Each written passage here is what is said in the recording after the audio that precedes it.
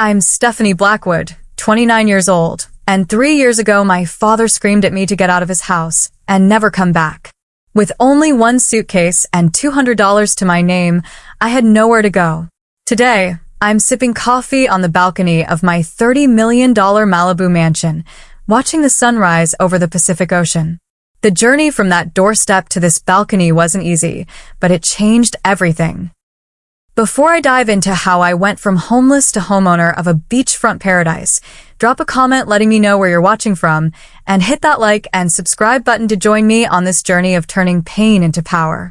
I grew up in a middle-class neighborhood in Denver, Colorado.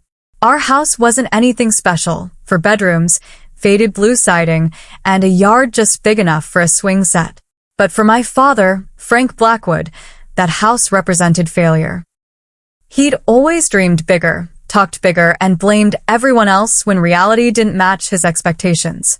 Dad worked as a sales manager for a manufacturing company. He wasn't bad at his job, but he wasn't exceptional either. That mediocrity ate at him daily, turning him into a pressure cooker of resentment that would eventually explode on anyone nearby, usually me. He'd come home, loosen his tie, and immediately find something to criticize. The house wasn't clean enough. Dinner wasn't ready on time. My grades weren't perfect enough. Stephanie, he'd say, examining my report card with a 98% on a calculus test, what happened to the other 2 points? Never mind that I had the highest score in the class. In Frank Blackwood's house, excellence was the minimum expectation. My mother, Grace, was beautiful in that quiet, understated way. She had warm brown eyes that crinkled at the corners when she smiled, which became increasingly rare as the years went by. Mom had been an art teacher before marrying Dad, but he convinced her to quit when my brother Jason was born. A Blackwood wife doesn't work, he declared, as if bestowing some great honor upon her. I watched over the years as her artistic spirit slowly withered under his control. She loved us fiercely, but silently. When Dad would rage, she'd wait until he stormed off, then slip into our rooms with a gentle touch and whispered encouragement. "This will pass," she'd say, but we both knew it never really did. She was the buffer between his anger and us, absorbing the worst of it herself. Looking back, I realized she was trapped in her own way, financially dependent and emotionally manipulated into believing she couldn't survive without him. Then there was my brother Jason, 2 years older and the golden child. He played football, got decent grades, and most importantly, worshipped our father. He followed Dad's blueprint without question. Business degree, corporate job, marrying his college girlfriend Heather before they'd even figured out who they were as individuals. Dad beamed with pride at everything Jason did, while finding fault with everything I pursued. I discovered computers when I was 12. My grandmother Lillian, Mom's mother, and the only person who ever stood up to my father, gave me a refurbished laptop for my birthday. Dad was furious, calling it a distraction from real studies, but Grandma Lillian held firm. "The girl has a mind of her own, Frank," she said during one of their tense standoffs in our living room. And thank God for that. That computer became my escape. While other kids my age were at the mall or watching TV, I was teaching myself to code. I started with simple HTML, building basic websites about things I loved, astronomy, mystery novels, even a fan page for my favorite band. Then I moved on to JavaScript, Python, and eventually app development. The logic of coding made sense to me in a way human emotions often didn't.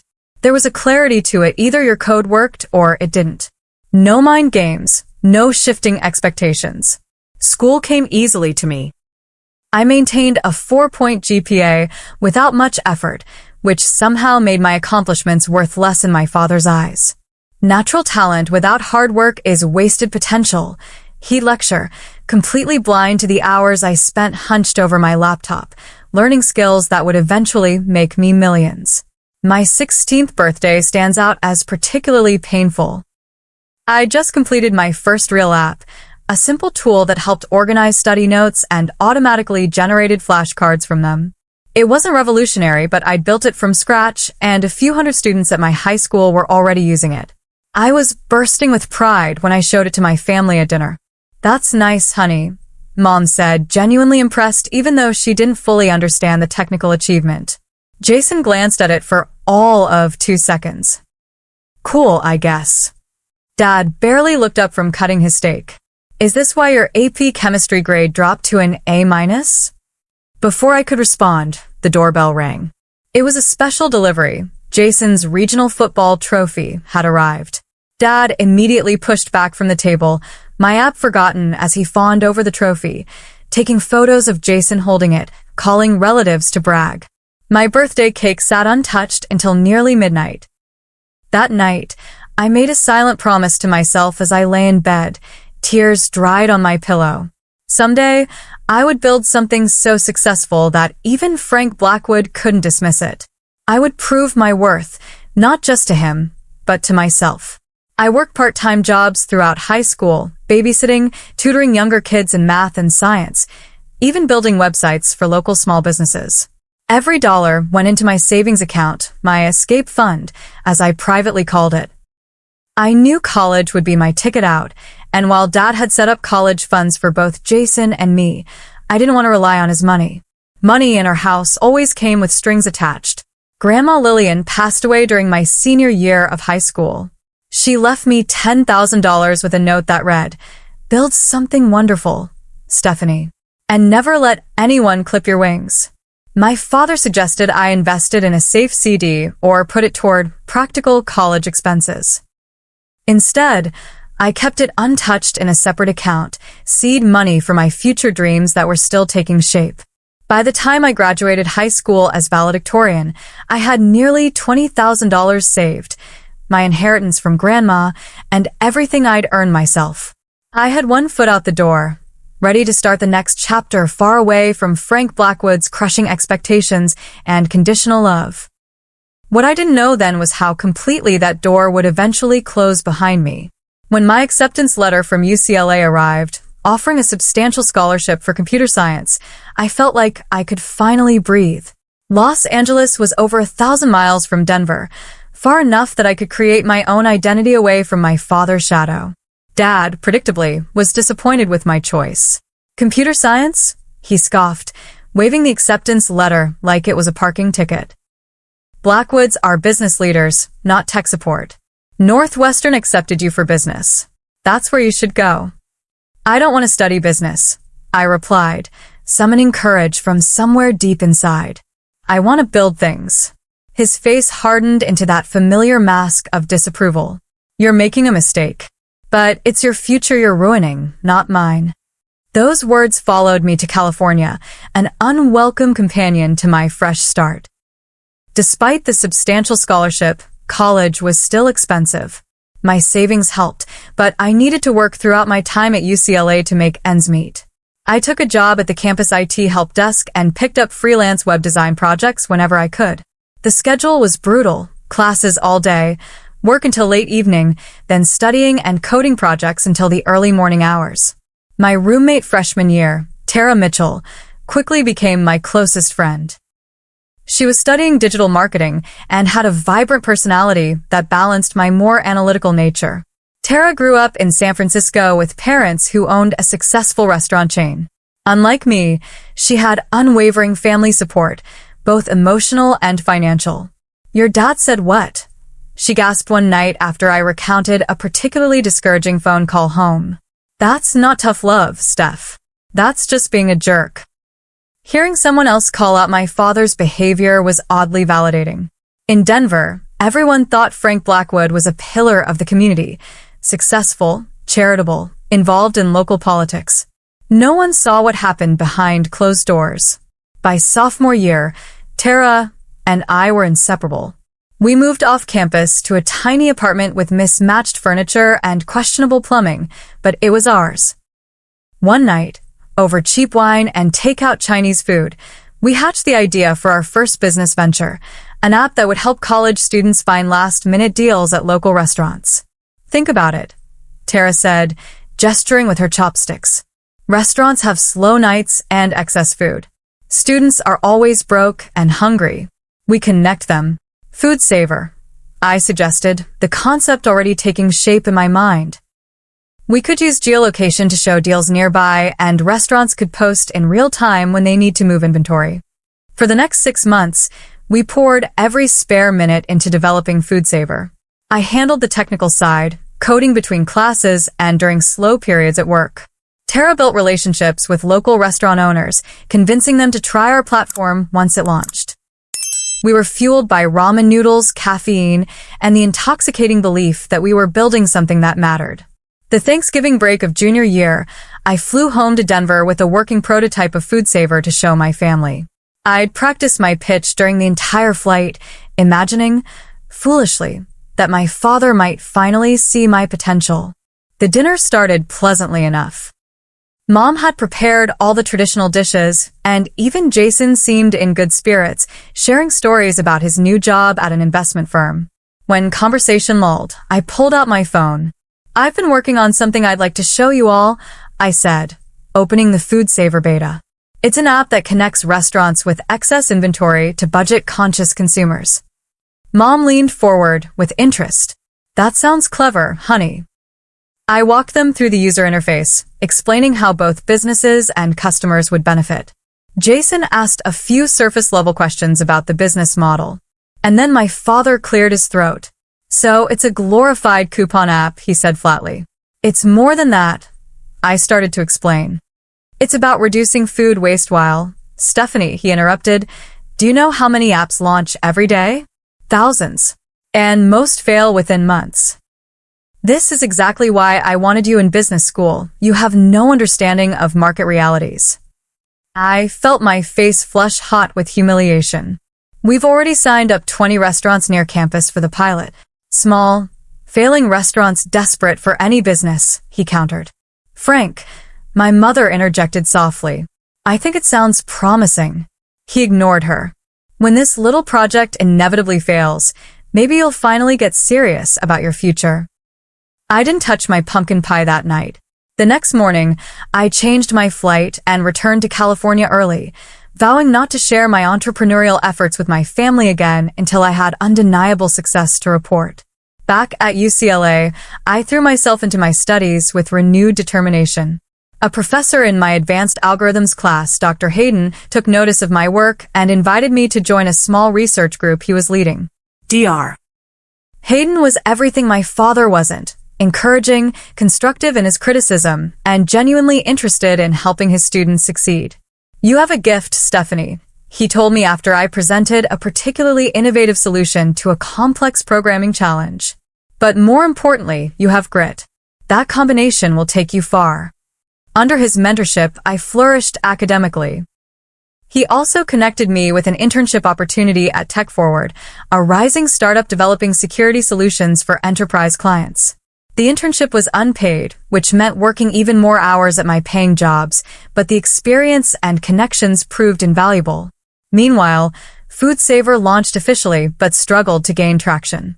Despite Tara's marketing efforts, we couldn't achieve the critical mass of users needed to make the platform viable. After 4 months, we made the difficult decision to shut it down. "I'm sorry," I told Tara the night we officially pulled the plug. "I feel like I failed us." She refilled our wine glasses and raised hers in a toast to failing forward. "We learned more from this than any class, and next time, we'll be smarter."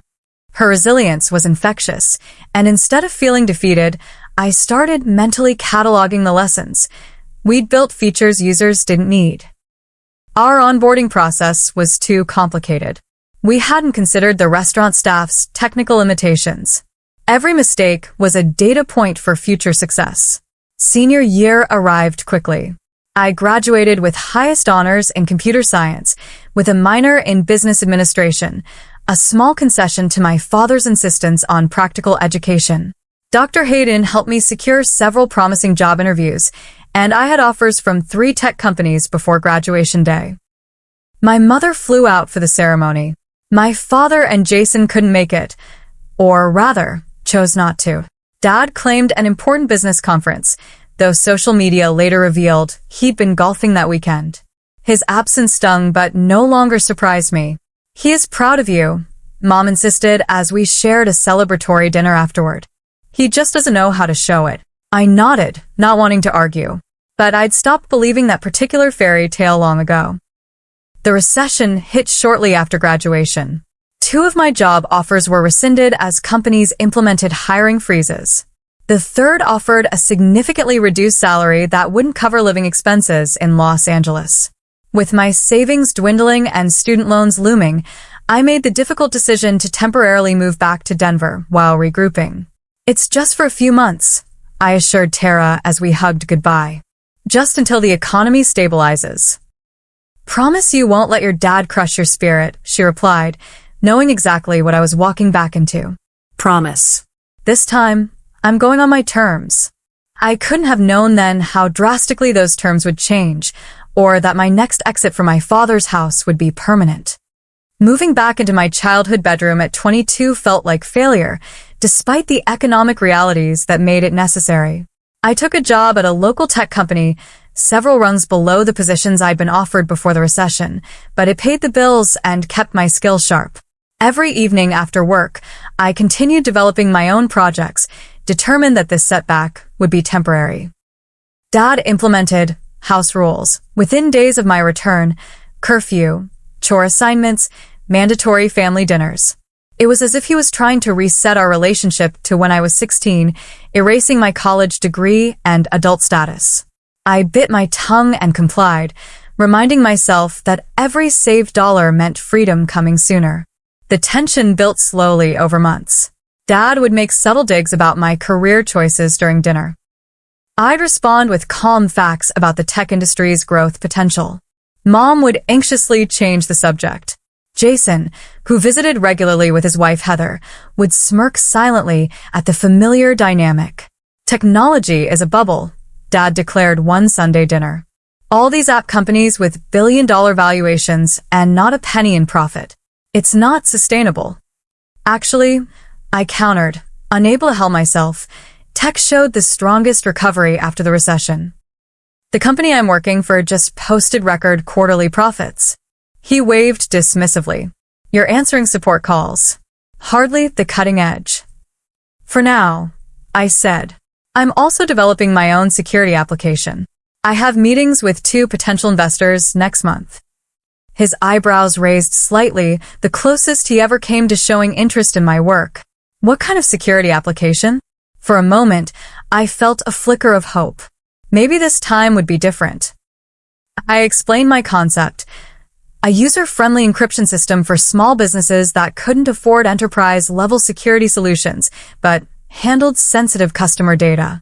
"Sounds complicated," he said finally. "Most small business owners can barely use email. They won't understand the value." "That's exactly the problem I'm solving," I pressed. "Making advanced security accessible to non-technical users." He shook his head. "You need to focus on climbing the ladder at your current job.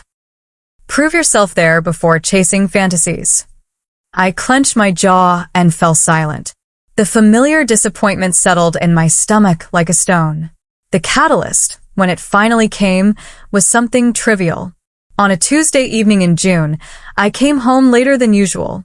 A bug in my application had kept me at the office until 9, and I'd texted Mom that I'd missed dinner. When I walked through the door, Dad was waiting in his armchair, like a judge ready to pass sentence. "Your mother kept dinner waiting for an hour," he said without greeting. I texted that I'd be late. There was an issue at work I needed to fix. "At your real job or your imaginary company?" His tone was razor sharp. I took a deep breath. "Dad, I'm working on something important. Something that could change everything for me." "What you're doing," he said, standing up, "is living in a fantasy world. You're wasting your education and your potential on pipe dreams." I'd heard it all before, but that night, something inside me refused to absorb one more word of his criticism. My pipe dreams are already generating interest from actual investors. People who understand technology see the value in my work, even if you can't. His face darkened. "Watch your tone, young lady. As long as you live under my roof, I follow your rules." "I know. And I have been. But that doesn't give you the right to dismiss everything I'm passionate about." "Passionate?" He scoffed. "Passion doesn't pay bills. Practical career choices do. Your brother understood that." He's already being considered for a management position while you're still playing with computers. I'm not playing with anything. I'm building a business. And comparing me to Jason doesn't work anymore. We're different people with different skills. Mom appeared in the doorway, anxiety written across her face. Dinner's in the oven if you're hungry, Stephanie. The problem, Dad continued as if she hadn't spoken, is that you've always thought you were too smart to listen to advice. Your grandmother filled your head with nonsense about following your dreams, and look where it's gotten you. Back in your childhood bedroom at 22. The mention of Grandma Lillian ignited something fierce inside me. Don't bring her into this. At least she believed in me. And I don't. Who paid for your education? Who put a roof over your head? Who's supported you your entire life? Supported me? I laughed incredulously. You've criticized every choice I've ever made. Nothing I do is ever good enough for you. Because you consistently make poor choices. His voice rose. You chose the wrong degree, the wrong career path, and now you're wasting time on a business idea that will never succeed. Jason and Heather had arrived for an impromptu visit during our argument, standing awkwardly in the hallway. Maybe we should come back another time, Jason suggested. No, stay, Dad said. Perhaps your sister could learn something from your example. That was the final match to the gasoline. I don't need to learn from Jason's example. I'm not Jason. I'm not you. And I'm done trying to meet your impossible standards. Dad's face contorted with anger. If you're so confident in your abilities, perhaps it's time you stood on your own 2 feet completely. No more safety net. Frank, Mom interjected, let's all calm down. He ignored her. I've carried you long enough. You think you know better than everyone? Prove it. I will, I said, my voice surprisingly steady despite the adrenaline coursing through me. Not under my roof, you won't. His words came slowly, deliberately. Get out and stay out. You're no daughter of mine. The room fell silent. Mom's hand flew to her mouth, eyes wide with shock. Jason looked down at his feet. Heather, to her credit, looked horrified. Frank, you don't mean that, Mom whispered. I do, he said, never taking his eyes off me. She wants independence? She's got it. Tonight. I stood perfectly still, absorbing the full impact of his words. The pain was breathtaking, a physical ache radiating from my chest.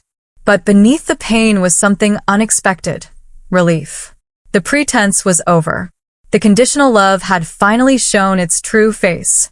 Fine, I said quietly. I'll pack my things. Stephanie, no. Mom pleaded, tears streaming down her face. Frank, stop this right now. But it was too late. Something had broken between us that couldn't be repaired with apologies or time.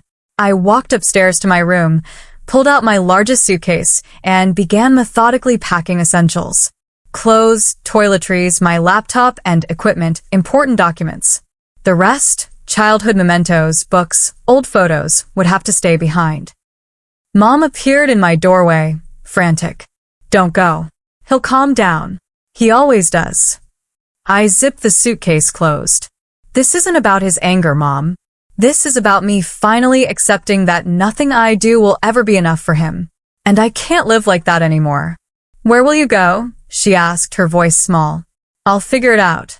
I hugged her tightly, memorizing the smell of her perfume. I'll be okay. I promise.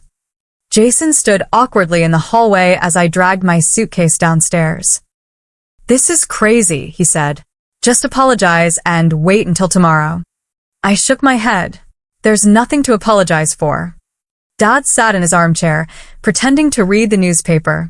He didn't look up as I walked past. His silence was the final confirmation that his ultimatum wasn't a momentary rage, but a deliberate severing. At the door, I turned back one last time.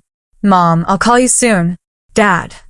I paused, searching for parting words that wouldn't haunt me later. Finding none, I simply said, goodbye. The door closed behind me with a definitive click. I stood on the porch of my childhood home, one suitcase containing all my worldly possessions, $230 in my checking account, and no idea where I would sleep that night. I made it to my car before the tears came. Fumbling with the keys, I finally got the engine started, only to hear an ominous grinding sound. The check engine light that I'd been ignoring for weeks glowed ominously on the dashboard. I managed to drive 6 blocks before the car shuddered and died completely. Sitting in my dead car, on a darkening street, I laughed through my tears at the perfect storm of disaster my life had become. Then I pulled out my phone and called the one person I knew would answer. Tara? It's Stephanie. I need help. The first few nights after being kicked out remain a blur in my memory. Tara immediately sent me money for a plane ticket to Los Angeles, but with my car broken down, I had to spend the first night in a cheap motel near the Denver airport. I remember sitting on the edge of the sagging mattress, under the harsh fluorescent light, taking inventory of my new reality. I had my laptop closed for about a week, my professional documents, and after the plane ticket purchase, just over $100 to my name. My car, still sitting abandoned 6 blocks from my parents' house, wasn't worth fixing. My apartment lease in Los Angeles had long since expired. I had student loans coming due and no permanent address. The magnitude of starting completely over at 22 was overwhelming. I allowed myself exactly 1 hour of panic and tears that night. Then I washed my face, opened my laptop, and began making plans. By the time I landed in Los Angeles the next day, I had sent out 15 job applications, emailed Dr. Hayden about potential opportunities, and researched the cheapest short-term housing options in the city. Tara was waiting at the airport, wrapping me in a hug before I could even set down my suitcase. "You're staying with me until you figure things out," she insisted as we drove to her apartment. No argument. Tara's studio apartment was barely big enough for one person, let alone 2, but we made it work. I slept on an air mattress that slowly deflated throughout the night, requiring reinflation every evening. I kept my belongings neatly contained in my suitcase, trying to minimize my footprint in her space. Despite her generosity, I was determined not to become a burden. "I won't stay long," I promised on my 3rd night there. "Just until my first paycheck." "Shut up and eat your ramen," she replied affectionately. "Mi casa es su casa," especially when your dad is being a world-class jerk. Pride made me want to call home, to show them I was fine without their help. Reality kept me from making that call. I wasn't fine. I was one missed opportunity away from true homelessness, and that knowledge kept me awake long after Tara fell asleep each night. A week after arriving in LA, I got an email from Dr. Hayden that changed everything. His former colleague needed a junior developer at a cybersecurity firm, and he'd recommended me. The salary was modest but enough to live on, and more importantly, it was in exactly the field where I wanted to build my career. "They need someone who can start immediately," Dr. Hayden explained when I called him. "The interview is just a formality. The job is yours if you want it." I started the following Monday. The company, SecureLink Solutions, was small but growing, with a client list that included several Fortune 500 companies. My role involved debugging existing security protocols and assisting in developing new features. The work was challenging and exactly the kind of experience I needed.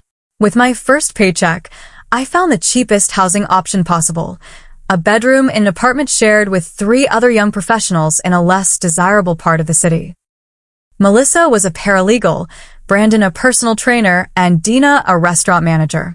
None of us were living our dream scenarios, but we made it work, establishing cleaning schedules and quiet hours, sharing communal items like toilet paper and dish soap to save money. My bedroom was barely larger than a walk-in closet, fitting only a twin mattress on the floor and a small desk I found on the street and refurbished. But it was mine, paid for with my own money, with no conditions or criticism attached. The first night in that tiny room, I slept better than I had in years. I established a ruthless budget. Every unnecessary expense was eliminated. I meal prepped simple dishes on Sundays, brought lunch to work every day, and turned down happy hours and dinners out. Half of each paycheck went to living expenses, a quarter to student loan payments, and the remaining quarter into savings, my new startup fund. Nights and weekends belonged to my own project. The security application I'd begun developing before being kicked out was taking shape into something with real potential. I called it Shield Key, a simple interface hiding sophisticated encryption technology that would allow small businesses to protect customer data without needing an IT department. 6 months into this new life, I attended a tech meetup focused on cybersecurity innovations. The event was held at a co-working space downtown, offering free pizza and networking opportunities. I almost didn't go. I was exhausted from a particularly challenging week at work, but Tara insisted. "You need to talk to actual humans sometimes," she said, practically pushing me out the door. Plus free dinner. The pizza was mediocre, but the connections were invaluable. Particularly Adrian Wright, a user experience designer who asked thoughtful questions during my informal discussion about Shield Key with a small group of attendees. "The technology sounds solid," he said as we continued our conversation over lukewarm soda afterward. "But your interface needs work if you want non-technical users to adopt it." Rather than feeling criticized, I was intrigued. "What would you suggest?" Adrian pulled out his tablet and quickly sketched a simplified version of my current interface. Something like this. Fewer options visible up front. Progressive disclosure of features as users need them. Looking at his design, I immediately saw how much clearer it was than my developer-centric approach. "That's actually brilliant." He grinned. "Security people focus on functionality first, which makes sense. But users focus on usability. Combine both, and you've got something special." We exchanged contact information and over the next few weeks, met several times to discuss Shield Key. Adrian's expertise in user experience perfectly complemented my technical knowledge. He understood how to make complex technology approachable, exactly what my target market of small business owners needed. "We should partner on this," I suggested one evening as we worked at a coffee shop near my apartment. "Your UX skills plus my security expertise. 50-50 split." Adrian considered it for all of 5 seconds. "I'm in, but we need funding to do this right." The search for investors became our shared mission. We refined our business plan, created a compelling pitch deck, and practiced our presentation until we could deliver it in our sleep. Then we started reaching out to everyone who might be interested: angel investors, small venture capital firms, business incubators. The rejections piled up quickly. Too early stage. Market too niche. Come back when you have users. Each no was discouraging, but we kept refining our approach, learning from the questions and concerns raised in each meeting. Our breakthrough came 9 months after my father had kicked me out. A small angel investor named Patricia Lawson, who specialized in cybersecurity startups, agreed to meet us. Patricia had built and sold 2 successful security companies and understood both the technical challenges and market opportunity of what we were proposing. "Most security products are built for enterprises with dedicated IT teams," she said during our meeting. "Small businesses are left vulnerable because existing solutions are too complex and expensive. You're addressing a real gap." After 3 follow-up meetings and extensive due diligence, Patricia offered us $150,000 in seed funding in exchange for a 15% equity stake. It wasn't a fortune, but it was enough to turn Shield Key from a side project into a real company. The night after signing the investment agreement, I sat on the floor of my tiny bedroom, back against the wall, overwhelmed by how far I'd come in less than a year.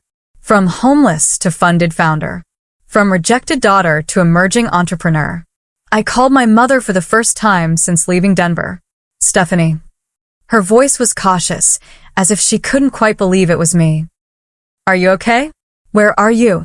"I've la, Mom." "And I'm more than okay." I told her about SecureLink, about Shield Key, about the investment. She listened quietly, occasionally making small sounds of surprise or approval. "That's wonderful, honey," she said when I finished. "I always knew you would do something special." "Is Dad there?" I asked, hating how small my voice sounded. Her hesitation told me everything.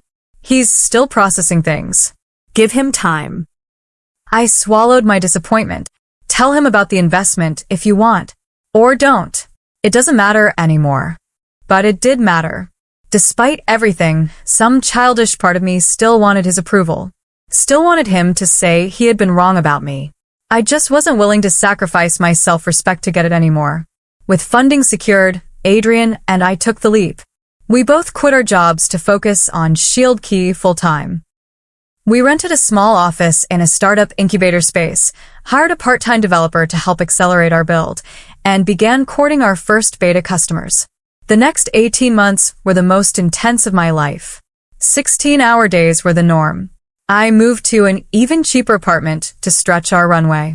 I learned about sales, marketing, accounting, human resources, all the aspects of business my father had claimed I was ignoring. Every decision, every dollar spent, was scrutinized. The pressure was immense, but unlike the pressure from my father, this was pressure with purpose. We were building something real. Our beta launch with 15 small businesses went surprisingly well. The feedback was positive, with users particularly praising the intuitive interface Adrian had designed. We fixed bugs, enhanced features, and prepared for a wider release. Patricia introduced us to her network of security professionals and potential clients. Slowly, our user base grew. By the 18-month mark, we had over 300 paying customers, still small, but growing steadily and generating enough revenue to extend our runway. Then came the moment that changed everything. A well-known tech blogger with a focus on cybersecurity reviewed Shield Key, calling it the security solution small businesses have been waiting for and impressively sophisticated technology hidden behind an interface my grandmother could use.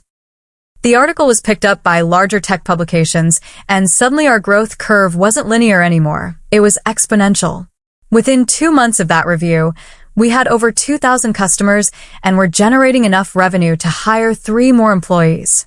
6 months later, we hit 10,000 customers and moved to larger offices. Adrian and I were no longer doing everything ourselves. We had a team of 15 passionate people helping build our vision.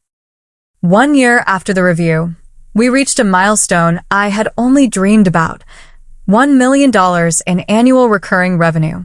Shield Key had transcended from struggling startup to viable business, and the industry was taking notice. The first acquisition offer came on a Tuesday morning. I was in the middle of a team meeting when my phone buzzed with an email from the VP of Business Development at Data Fortress, one of the largest enterprise security companies in the world. They wanted to discuss potential strategic opportunities. I showed the email to Adrian after the meeting, trying to contain my excitement. This could be nothing, right? Maybe they just want to partner on something. Adrian's eyebrows shot up. Or they want to buy us. Data Fortress doesn't partner with companies our size. They acquire them. The meeting was scheduled for the following week at their headquarters in San Francisco. Adrian and I spent every spare moment preparing, researching their recent acquisitions, analyzing their product gaps that Shield Key might fill, and debating what our company might be worth to them. The Data Fortress offices were everything our startup space wasn't: sleek, modern, with floor-to-ceiling windows offering panoramic views of the bay. We were escorted to a conference room where 4 executives in perfectly tailored suits waited. "We've been watching Shield Key with interest," their VP began after brief introductions. "Your penetration in the small business market is impressive. We've struggled to reach that segment effectively." What followed was 2 hours of detailed discussion about our technology, customer base, and team. They asked pointed questions about our growth projections and competitive landscape. We answered honestly but strategically, highlighting our strengths without revealing all our future plans. Finally, the CEO joined us. Martin Green was known for building Data Fortress from a small security consulting firm into a publicly traded company worth billions. He didn't waste time on small talk. "We'd like to acquire Shield Key," he stated plainly. "We believe it would complement our enterprise offerings and give us entry into a market segment we've failed to capture." My heart raced, but I kept my expression neutral. "We're not actively seeking acquisition. Everyone has a number," he replied with a slight smile. "Ours is $2 million. It took every ounce of self-control not to react visibly. $2 million would change my life completely. I could pay off my student loans, buy a house, have financial security I'd never known. But looking at Adrian's carefully blank expression, I knew we were thinking the same thing. It wasn't enough. We appreciate the interest, I said carefully. But we believe Shield Key has significant growth ahead. 2 million doesn't reflect our current value, let alone our future potential. Martin nodded, unsurprised. Think about it. The offer stands for 2 weeks. On the flight back to Los Angeles, Adrian and I dissected every moment of the meeting. 2 million is insulting, he said. We're already generating close to 1 million in ARR, growing at over 20% month over month. I agreed. But the fact that Data Fortress is interested at all validates everything we've built. Others will follow. Adrian was right. Within days of declining Data Fortress's offer, we received inquiries from 2 other major security companies. Word had gotten out that we were in play. Suddenly, Shield Key wasn't just a promising startup. It was a valuable acquisition target. The next 6 months were a whirlwind. We hired a chief revenue officer with experience scaling security companies. We expanded our engineering team to accelerate our product roadmap. We moved again to offices that could accommodate our growing staff, now numbering 35. Our customer base crossed 25,000, and our annual revenue hit 3 million. Industry analysts began mentioning Shield Key as a disruptive force in the small business security market. We were invited to speak at major technology conferences. A prominent tech magazine included me in their 30 under 30 list of promising young entrepreneurs. The next acquisition offer came from Secure Tech, the largest competitor to Data Fortress. Their initial offer was 8 million, a significant improvement, but still not reflective of our growth trajectory. After 2 rounds of negotiations, they increased to 12 million. It was tempting. Very tempting. But our momentum was only increasing. Our newest feature, automated compliance reporting for various regulatory standards, was generating particular interest from slightly larger businesses than our initial target market. We're just scratching the surface of our potential, I told Adrian as we debated the offer over late-night takeout in our office. If we sell now, we'll always wonder what could have been. He nodded slowly. So we keep building. And build we did. Our team expanded to 50, then 70. We opened a small office in New York to better serve East Coast clients. Our annual recurring revenue passed $10 million, a milestone that seemed impossible just 2 years earlier. The tech press began running profiles of our company, often focusing on my personal journey from college graduate to successful founder. I gave interviews selectively, always redirecting attention to our product and team rather than my backstory. I never mentioned being kicked out by my father or the hardships of those early months. That pain was still too personal to share publicly.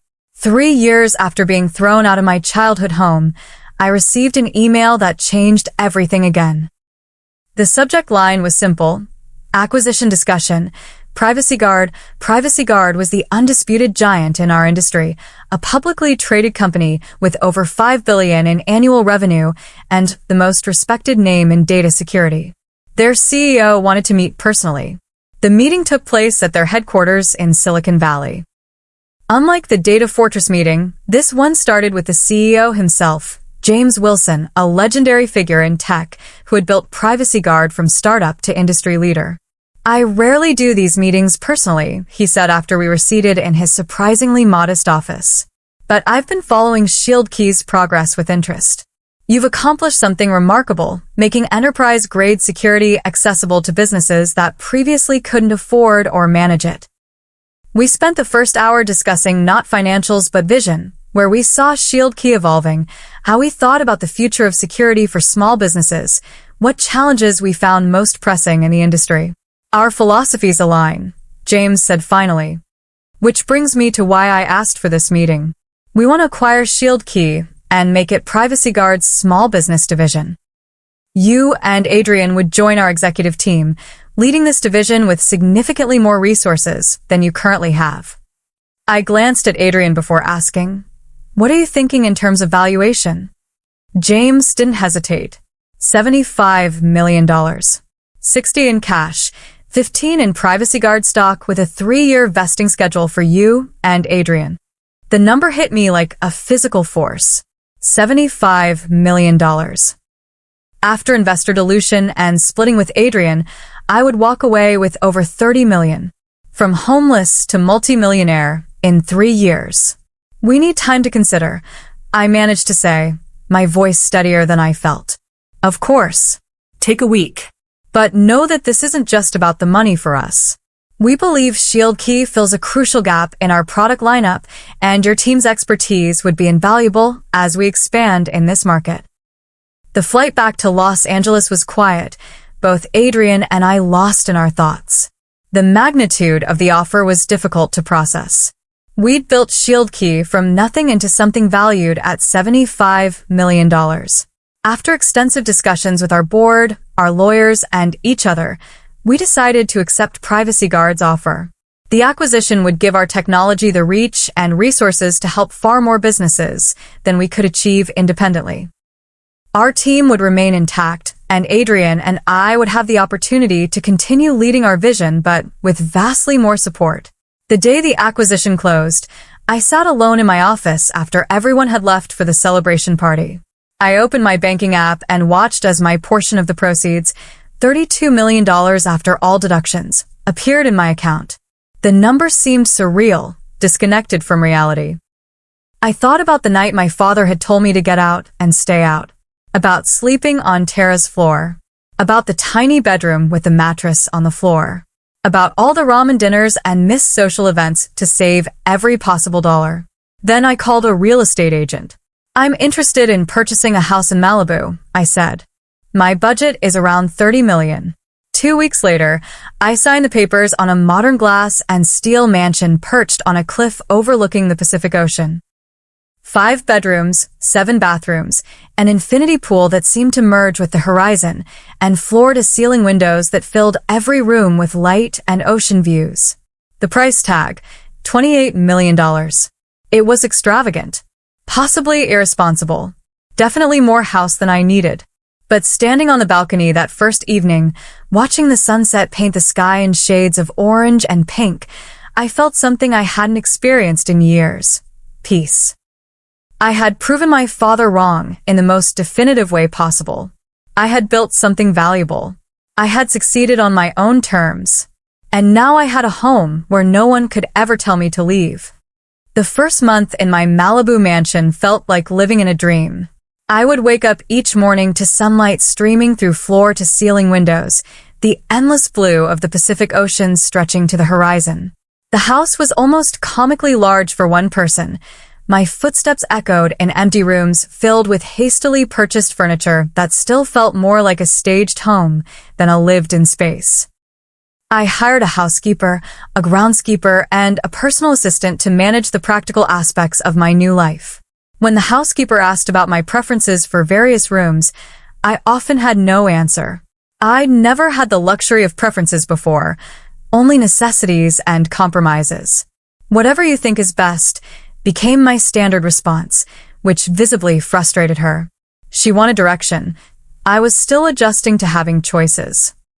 The transition from scrappy entrepreneur to wealthy executive came with unexpected challenges. At Privacy Guard, I led a division with 100 employees and a substantial budget. People looked to me for decisions affecting millions of dollars and countless customers. I handled those responsibilities with confidence born from building Shield Key from nothing. But in my personal life, I felt strangely adrift. The constant struggle that had defined my existence since college was suddenly gone. The necessity of working 16-hour days, of tracking every dollar, of making each decision with survival as the primary consideration, all vanished overnight. In their place was a void I didn't know how to fill. Adrian noticed during one of our strategy sessions at Privacy Guard headquarters. "You seem distracted lately," he said as we grabbed coffee afterward. "Everything okay with the new place?" "The house is incredible," I replied automatically. "I still can't believe it's mine." He studied me for a moment. "That wasn't what I asked." I sighed, grateful for a friend who knew me well enough to see through the surface. "I should be ecstatic, right? I have everything I've worked for. But sometimes I wake up in this massive house, and it feels empty." "Have you told your family about any of this?" he asked carefully. He knew the broad strokes of my estrangement, but not all the details. I shook my head. Mom knows I'm doing well, but not specifics. I haven't spoken to my father since the night he kicked me out. Maybe it's time? Not for his sake, but for yours. His suggestion lingered in my mind for weeks. I'd maintained minimal contact with my mother through occasional phone calls, always brief and focused on surface-level updates. She knew about Shield Key's success in general terms, but not about the acquisition or my new wealth. I'd asked her not to share even those limited details with my father, though I suspected she had. Jason had reached out once, shortly after a tech publication ran a profile mentioning Shield Key's rapid growth. His message was awkwardly congratulatory, with an undercurrent of surprise that suggested he'd shared our father's doubts about my path. I'd responded politely, but briefly. 3 months after moving to Malibu, I received an unexpected email from my father. The subject line was simply, "Congratulations. Stephanie," it read. "Your mother showed me the article about your company's acquisition. Impressive accomplishment. Would like to reconnect when you're next in Denver. Dad." No epalegi. No acknowledgement of our estrangement or his role in it. Just a terse note that managed to be both congratulatory and demanding at once. Classic Frank Blackwood. I didn't respond immediately. Part of me wanted to ignore it completely, to let him feel a fraction of the rejection he'd inflicted on me. Another part, the wounded child still seeking approval, wanted to reply immediately, detailing every success, every validation that proved how wrong he'd been. Instead, I forwarded the email to my therapist, another luxury my new wealth afforded, with a simple question: how do I handle this? Dr. Brennan had been helping me process the complex emotions surrounding my family relationships and sudden wealth. Her response was thoughtful. Consider what you want from any potential reconnection. Closure? Reconciliation? Vindication? Be clear about your objectives before deciding. What did I want? The question consumed me for days. Revenge felt petty. Complete reconciliation seemed impossible given my father's personality. Perhaps closure was the most realistic goal, a chance to redefine our relationship on more adult terms now that I was no longer financially or emotionally dependent on his approval. After careful consideration, I replied, "Thank you for the congratulations. I'll be in Denver next month for a conference and could meet for dinner. Please let me know if that works for your schedule." The dinner was arranged at an upscale restaurant downtown, neutral territory. I flew to Denver a day early to prepare mentally, checking into a luxury hotel rather than staying at my childhood home. The message was subtle but clear. I was a visitor now, not a daughter seeking readmission to the family. Seeing my parents again after 3 years was jarring. Dad looked older, his hair now completely gray, his posture slightly stooped. Mom seemed smaller somehow, her smile anxious as she hugged me tightly in the restaurant lobby. Jason and Heather joined us, adding to the family reunion atmosphere that felt both familiar and utterly foreign. "You look well," Dad said as we were seated, his eyes taking in my tailored designer dress and the subtle indicators of wealth I hadn't even realized I'd adopted, the expensive watch, the confident posture of someone who no longer feared financial insecurity. "Thank you," I replied. "Work keeps me busy, but I enjoy it." The conversation that followed was a masterclass in emotional avoidance. We discussed safe topics, the restaurant's menu, Denver's changing skyline, Jason's recent promotion. No one mentioned the night I'd left or the years of silence that followed. Until dessert, when Dad cleared his throat and adopted the authoritative tone I remembered from childhood lectures. "Your company's acquisition was quite an achievement. $75 million, according to the business press." I nodded, maintaining eye contact. Yes. Shield Key grew faster than even we anticipated. "I always knew you had that kind of drive," he continued, as if rewriting history. "Gets it from me, I suppose. That determination to succeed no matter what." Mom shifted uncomfortably. Jason suddenly became very interested in his cheesecake. Heather looked between us with wide eyes. The old Stephanie would have let it pass, would have accepted this reframing to keep the peace. But I wasn't that person anymore. "Actually," I said calmly, "I succeeded despite being told repeatedly that I would fail, that my ideas weren't practical. that I was wasting my potential. Dad's expression tightened. I was tough on you because I wanted you to be prepared for the real world. Looks like it worked. Is that how you remember it? I asked, my voice steady. Because I remember being told to get out and stay out. I remember having nowhere to go and almost nothing to my name.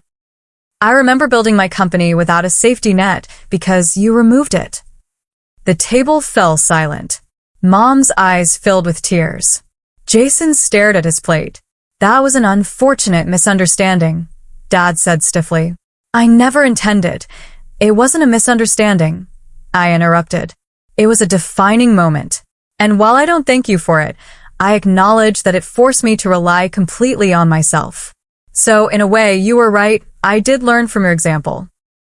I learned exactly what kind of parent, what kind of person I never want to be. I placed my napkin on the table and stood. Thank you for dinner. Mom, I'll call you tomorrow. I think I need some air. Outside the restaurant, the cool Denver evening helped calm my racing heart. I hadn't planned to be so direct, but hearing him attempt to co-opt my success as validation of his parenting had triggered something primal. My phone buzzed with a text from Jason. That took guts. He needed to hear it. Call me tomorrow? Unexpected tears pricked my eyes. Perhaps I wasn't as alone in my perspective as I'd thought. Back in Malibu, the confrontation with my father triggered a cascade of emotional aftershocks. I experienced my first panic attack in my palatial living room, gasping for breath on a couch that cost more than my entire first year's salary at SecureLink. The irony wasn't lost on me, having everything I'd worked for and still feeling like I was drowning. Dr. Brennan helped me recognize that financial success, while validating, hadn't healed the deeper wounds of conditional love and rejection. Your father's approval was the currency you sought your entire life, she explained. Now you have literal currency beyond imagination, but that emotional currency is still missing. It creates a cognitive dissonance. The healing process wasn't linear. There were days when the emptiness of my beautiful house felt overwhelming. Other days when the view of the ocean filled me with genuine peace and gratitude. Gradually, I began to make the space truly mine, replacing generic furnishings with pieces that reflected my personal taste, converting one of the unused bedrooms into a home office where I could work on new ideas. I established the Blackwood Foundation, focused on supporting young women in technology with mentorship and seed funding. The foundation gave purpose to my wealth beyond personal comfort, allowing me to create the support system I wished I'd had during those early struggling days. 6 months after the Denver dinner, my mother visited Malibu alone. Seeing her reaction to my home, the genuine happiness in her eyes as she explored each room, helped me see my success through a different lens. Not as vindication against my father, but as an achievement worth celebrating for its own sake. I always believed in you, she said as we sat on the terrace watching the sunset. Even when I didn't stand up to your father the way I should have. I hope you know that. I know, Mom, I replied, and was surprised to realize I meant it. Her failings as a protector didn't negate her love, complicated as it was by her own limitations. She stayed for a week, longer than we'd spent together since I left for college. In that time, we began rebuilding our relationship as adults, not mother and dependent daughter, but two women with shared history and genuine affection. Jason and I reconnected as well, our adult relationship healthier than our competitive childhood dynamic.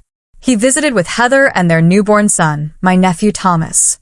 Holding that tiny human, I felt a fierce determination that he would never experience the conditional love that had shaped my childhood. My father remained distant, our contact limited to occasional emails and brief phone conversations on holidays. I accepted that a meaningful relationship might never be possible given his inability to acknowledge his role in our estrangement. That acceptance, painful as it was, brought its own kind of peace. 3 years after acquiring my mansion, I no longer felt like an imposter in my own life. The house had become a true home, filled with memories of friends gathered around my dining table, of quiet mornings watching dolphins play in the distance, of late nights working on new ideas that excited me regardless of their profit potential. I'd found a balance between my role at Privacy Guard and personal projects that fed my entrepreneurial spirit.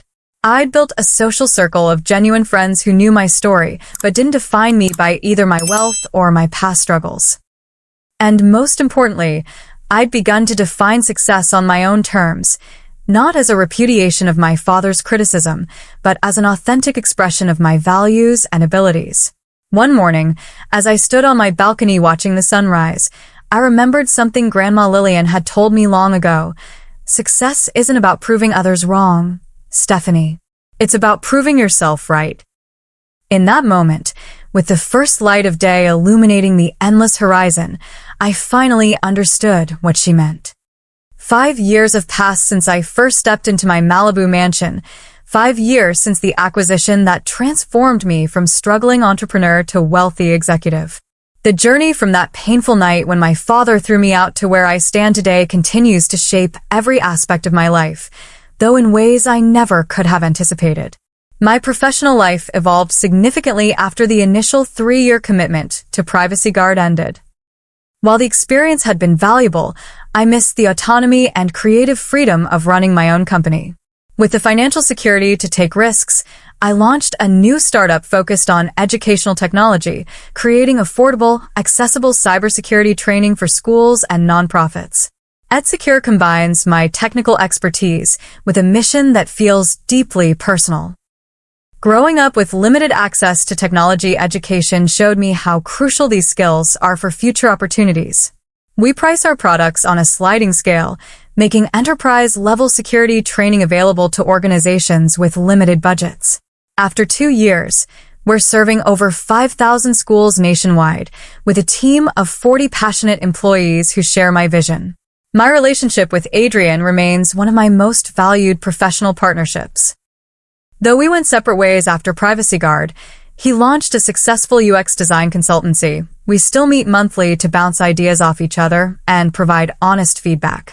His perspective helped shape EdSecure's user-friendly interface, making complex security concepts accessible to non-technical educators. Personally, the most unexpected change came in the form of Michael Chen, who I met at a technology education conference in San Francisco. As the founder of a nonprofit focusing on bringing STEM education to underserved communities, his passion and integrity impressed me immediately. Unlike previous relationships where my success or wealth became a complicating factor, Michael was secure in his own purpose and accomplishments. Our relationship developed slowly, friendship first, then deeper connection. He was the first person I brought home who made my massive house feel appropriately sized, filling it with laughter and warmth. After 2 years together, he moved in, bringing his collection of vintage science fiction novels and habit of making elaborate Sunday breakfasts that we eat on the terrace, regardless of weather. "Your success is part of you, not all of you," he told me once when I worried about the imbalance our financial situations might create. I fell in love with Stephanie the person, not Stephanie the millionaire. The healing process with my family continues to evolve in complex ways. My mother and I have built a new relationship based on mutual respect rather than the dysfunctional dynamics of my childhood. She visits frequently, has developed a close bond with Michael, and has even begun painting again, her passion that was sidelined during her marriage. Watching her reclaim her creativity in her 60s has been one of my greatest joys. Jason and I have grown surprisingly close. The competitive dynamic our father fostered between us dissolved once we were both free to define success on our own terms. He eventually left the investment firm where he'd been following our father's prescribed path and started a sustainable construction company that better aligned with his personal values. Our conversations now are supportive rather than comparative, focused on helping each other thrive rather than measuring who's ahead. My father remains the most complicated relationship in my life. After several strained attempts at reconciliation, we settled into a distant but civil connection. He's never apologized for kicking me out. I've accepted he likely never will, but he has made small gestures of acknowledgement. A clipping of an article about EdSecure sent by mail. An email congratulating me on an industry award. Brief, surface-level interactions that acknowledge my existence without breaching the emotional walls between us. Last Christmas, I invited my entire family to Malibu, my first time hosting a family holiday. Dad accepted, which surprised everyone, including himself perhaps. The visit was awkward at times, but also revealed glimpses of the man beyond the stern patriarch I'd grown up with. Watching him play with Jason's children on the beach, I saw momentary softness I'd rarely witnessed in childhood. "Your house is quite something," he said on the last night, as we stood on the balcony after everyone else had gone to bed. "You've done well for yourself." "Thank you," I replied, accepting the closest thing to approval he could offer. "I still think business school would have been a more direct path," he added, unable to resist a small criticism. I smiled, no longer wounded by his inability to fully embrace my choices. "Maybe, but this was my path." He nodded, and we stood in silence, watching the moonlight on the ocean. Not reconciled, not healed, but at peace with our differences in a way that would have seemed impossible 5 years ago. One of the most meaningful aspects of my journey has been the opportunity to mentor young women facing similar family pressures around their career choices. Through the Blackwood Foundation, I've worked with dozens of aspiring female entrepreneurs, providing not just funding but the emotional support and validation I lacked at their stage. Lily Ramirez, our first grant recipient, recently sold her healthcare application to a major medical technology company. At the celebration dinner, she raised a toast that brought tears to my eyes. To Stephanie, who believed in me when my own family said tech wasn't for girls from East LA. "You didn't just fund my company, you showed me what was possible by living it yourself." Her words crystallized something I've come to understand. Our greatest impact often comes not from our direct achievements, but from how they create possibility in others' minds. Last month, I visited Grandma Lillian's grave in Denver for the first time since her funeral. I brought yellow roses, her favorite, and sat beside the simple headstone for over an hour. I told her about the mansion, about EdSecure, about Michael, and the foundation. I thanked her for the computer that started everything, but more importantly, for being the one person who saw me clearly when I couldn't yet see myself. "You were right," I whispered before leaving. "I did build something wonderful." The lessons of my journey continue to reveal themselves daily. I've learned that resilience isn't just about surviving hardship, but about maintaining your core self through both struggle and success. That true wealth isn't measured in square footage or bank balances, but in relationships that celebrate your authentic self. That sometimes the people who should love you most fail spectacularly, and that's about their limitations, not your worthiness. Most importantly, I've learned that being told to get out and stay out, while devastating in the moment, forced me to find my own path in ways that comfort never would have. The mansion isn't a victory over my father's rejection. It's a testament to the strength I found when that rejection pushed me to rely completely on myself. The view from my terrace still takes my breath away, especially at sunrise when the entire ocean seems illuminated from within. But now I understand that the peace I feel watching those sunrises comes not from what I own but from who I've become. Someone who finally believes in her own worth, regardless of external validation or criticism. If there's one message I could share with anyone facing rejection or family wounds similar to mine, it's this: the people who can't see your value don't determine your worth. Their limitations aren't your destiny. The path forward may be harder without their support, but the strength you'll develop by relying on yourself will carry you further than their approval ever could. Life will always contain both pain and beauty. True resilience isn't avoiding the pain, it's learning to build a meaningful life that encompasses both, using even the deepest hurts as foundation stones for something authentic and purposeful.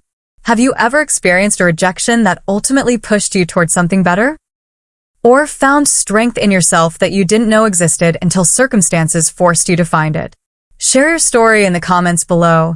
Our collective journeys of resilience can inspire others who might be in that painful, kicked-out stage right now. Don't forget to like this video, subscribe to my channel for more stories of transformation, and share with someone who might need to hear that their current struggles could be the foundation of future strength. Thank you for listening to my story, and remember, sometimes the door that closes behind you is opening the way to a view you never imagined possible.